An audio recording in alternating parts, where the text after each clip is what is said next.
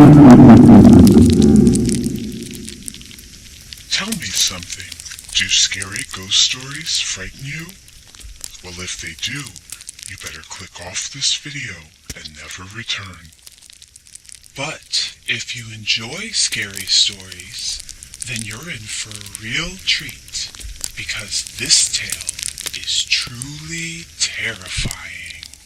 So turn off the lights and wrap yourself up tight, for you're about to hear the legend of Minecraft Alex and Steve and the Well-Wisher.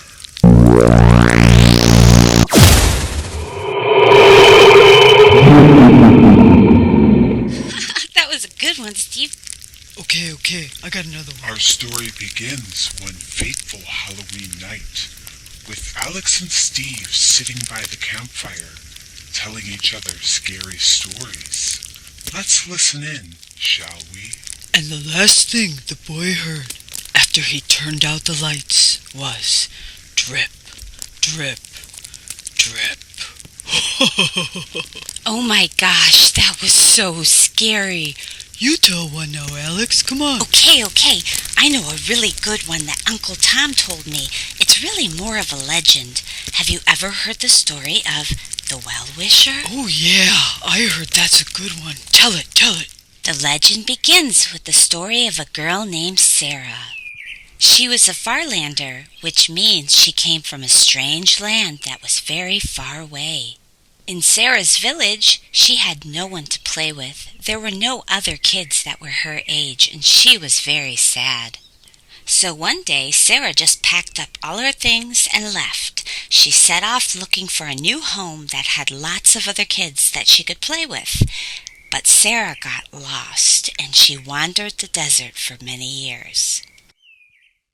Until one day, to Sara's surprise, she found the end of the desert and a little mill house, so she wandered up to the door to see if anyone was home. To Sara's dismay, she found no one home, but she was very tired and very much alone, so she decided to wait to see if anyone would return. Eventually, the villager that owned the mill returned home to find Sara asleep on his doorstep. The miller called to Sara. When Sara awoke, she was surprised to see the miller there, and when the miller said, which meant there were no villages for miles around with little kids in them. Sara was sad once again because she still hadn't found what she was looking for, even after all of this time. The miller had told Sara that she could stay with him until she decided to set off again, but Sara was unsure. She didn't know what to do. She really wanted to find some friends. So Sara decided that day that she would stay with the miller because being around someone was better than wandering around all alone.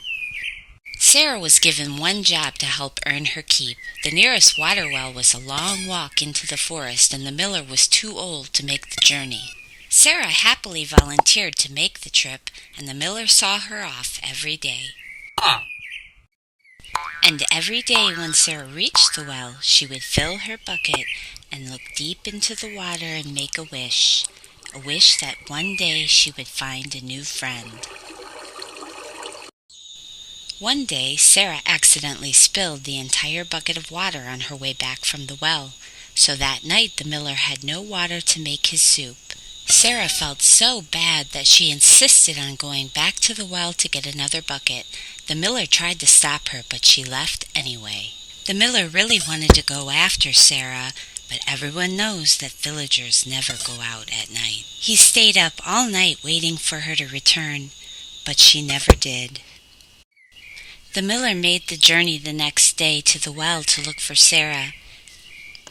And while he was there, he looked deep into the waters of the well, as Sara always did, and he made many wishes. He wished he would never have let Sara go out that night, or that he would be brave enough to have gone after her. He also wished for his friend's safe return. The miller spent many years wandering the forest in search of his friend, but Sara would never be found. So what happened to Sara, Alex? That's just it, Steve. Nobody knows. Some say Sara just went back home. Others say the Googlies got her. Then some say Sara leaned a little too far in the well that night while making her wish, and that she haunts the forest surrounding the well to this very day, and they call her the Well-Wisher. Whoa, Alex, did you hear that? Yeah, Steve, I did. What was that? Alex, that story was pretty scary. I think I peed a little. Can we go home? Sure, Steve. Oh my goodness. Come on, let's go. What Steve and Alex didn't know was the path that they chose to take home that night would take them right past Sarah's well. Come on, Steve. Last one home gets eaten by the zombies. I'm coming, Alex. Whoa! Oh man, she's gonna beat me again. Whoa, what was that? Alex? Hey, Alex, is that you? I beat you. Steve? Hey, Steve! Where'd you go? When Alex saw that Steve wasn't behind her, she did what any good friend would do. She went back into the forest to look for Steve. Steve, are you playing a trick on me? Because it's not funny. Steve? Is that you? Steve? Steve! So, boys and girls, what do you think of our story so far? What will happen to Steve and Alex? Will they make it back home to sleep safe and sound in their bed tonight? Or will they suffer the same fate as Sara and never be seen again? I know. You can tell me what you think will happen in the comment box.